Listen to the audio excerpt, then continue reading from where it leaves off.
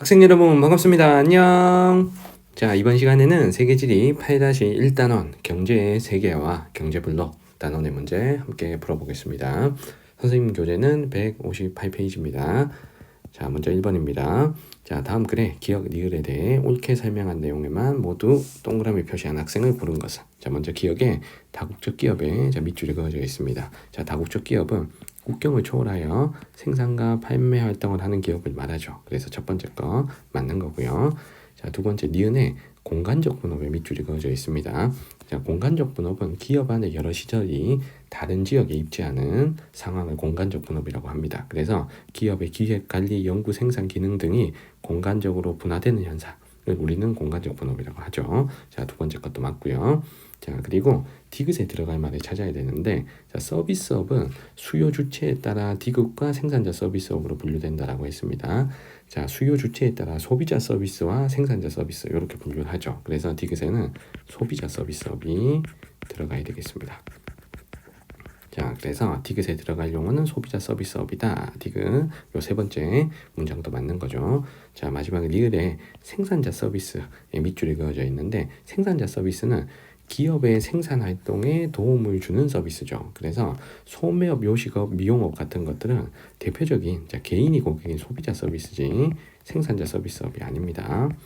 자, 생산자 서비스업에 해당되는 건 뭐 금융, 보험, 부동산, 회계, 세무, 연구개발 이런 것들이죠. 그래서 정답은 위에 세 개가 맞는 요 병이 정답이 되겠네요. 자, 정답은 3번입니다. 자, 2번으로 갑니다. 다음 자료는 경제활동의 세계화 단원에 대한 발표 계획이다. 주제에 적합한 조사 내용을 제시한 학생을 고른 것은. 자, 먼저 첫 번째 주제가 산업 클러스터가 제시되어 있는데, 조사 내용을 보면 석유 수출국 기구 회원국들이 자국의 이익의 극대화를 위해서 석유 생산량과 조절하고 수출 금지 조치 사례를 조사한다라고 했습니다. 이건 자원민족주의와 관련된 내용을 조사를 한 거죠. 산업 클러스터가 아니고. 자, 그래서 답은 틀렸습니다. 자, 산업 클러스터라는 건 산학연이 모여있는, 즉 생산공장과 연구소 그리고 대학교가 같이 모여있는 산업지대를 우리가 첨단산업 클러스터라고 합니다. 그래서 답은 틀렸고요. 자, 을은 공간적 분업에 대해서 설명을 해야 되는데, 독일의 다국적 자동차 기업인 땡땡사의 본사 연구소 생산 공장이 기능별로 전 세계에 따로 입지한다 라는 거니까 이 공간적 분업을 설명한 게 맞는 거죠. 그래서 을은 맞고요. 자, 병은 산업 공동화를 설명을 해야 됩니다.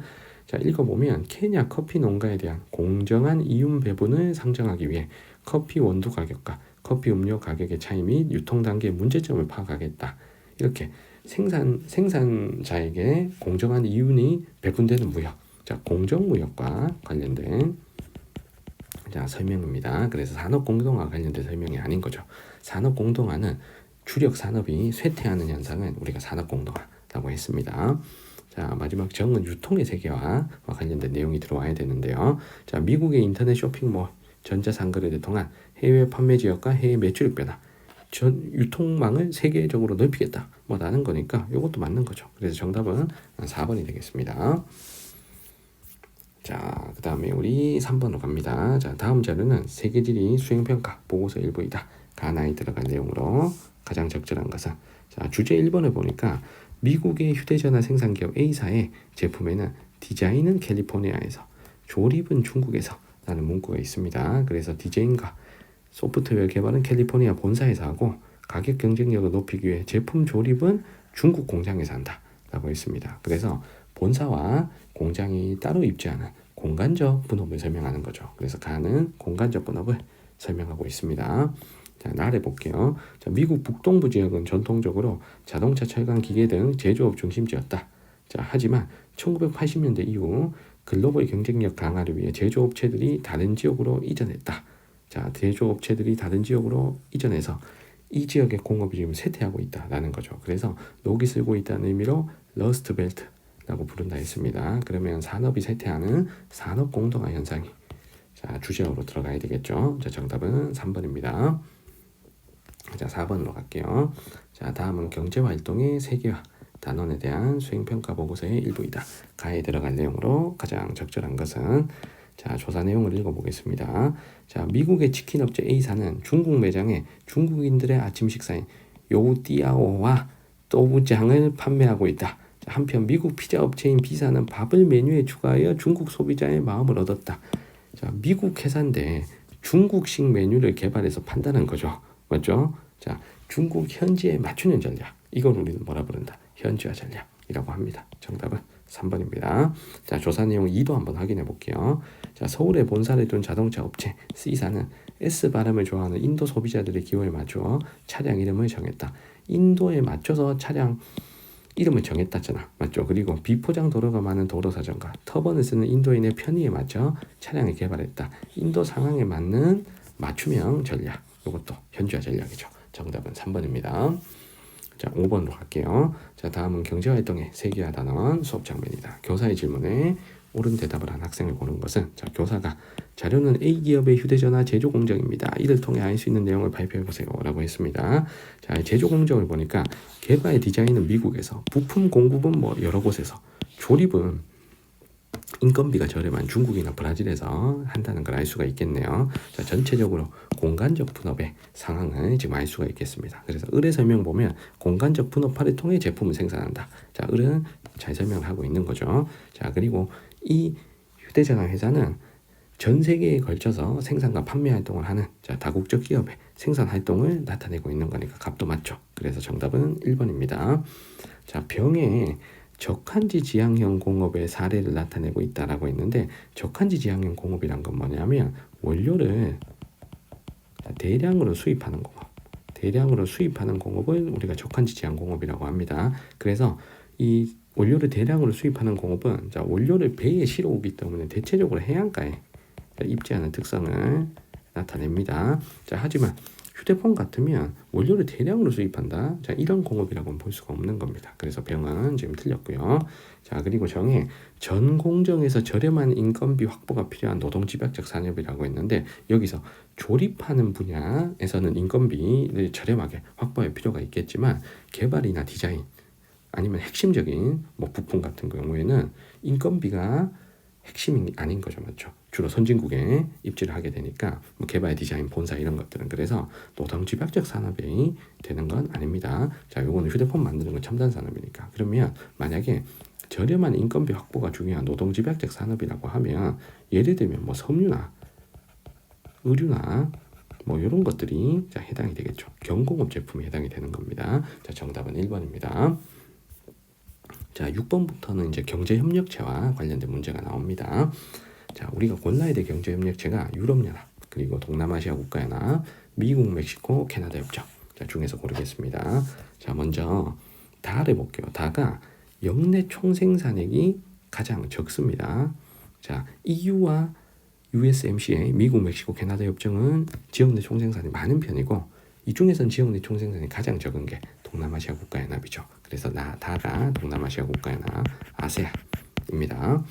자, 그리고 유럽연합과 미국, 멕시코, 캐나다 협정을 고를 때, 자, 우리가 두 가지 힌트 정도를 삼을 수가 있을 것 같습니다. 자, 먼저 첫 번째가, 자, 가가 총 면적이 일단 작고요. 자, 그리고 역내 무역 비율이 높아요. 맞죠? 여기보다 역내 무역 비율이 높잖아. 자, 그래서 요걸 통해서 가를 우리가 유럽연합이라는 걸 알 수가 있겠습니다.